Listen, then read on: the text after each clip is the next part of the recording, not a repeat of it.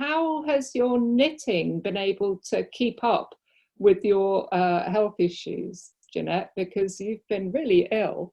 Yeah, yeah, my illnesses are kind of pretty well sort of documented, and they kind of, in a lot of ways, I don't like them to define me, but in a lot of ways, they've actually made me the person that I am. Because before I got ill the very first time, so I was seriously ill in my early 20s.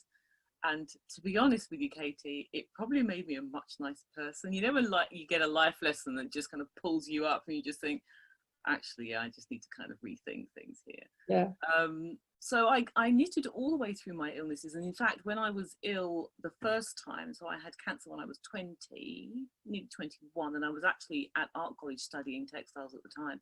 And I took the decision pretty early on that rather than pack my course in and go and have treatment, I just thought, well, I'm not going to sit around waiting to just have chemotherapy all the time. So I just thought I'll just work through it. So that actually really helped me to get through my illness because I just had a focus.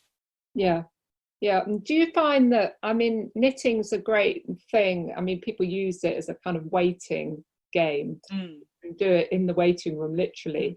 But did it have any other benefits for you in terms of cognitively? So you had brain tumors and brain surgery, and so there must have been for you a certain element of rebuilding that happened after that. I mean, you were still able to knit when you were recovering? So, yeah, oh yeah, that was one of the things that I made a kind of real conscious decision pretty early on. So I had my brain surgery on the Tuesday, I think it was.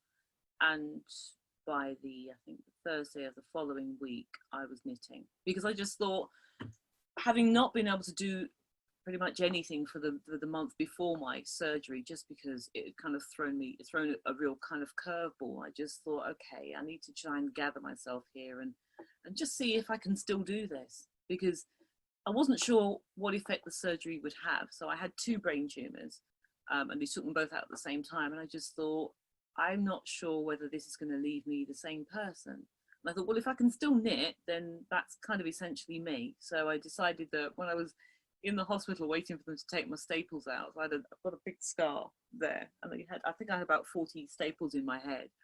And so I was sitting on the ward waiting to have them taken out, and I was knitting, but I was knitting lace.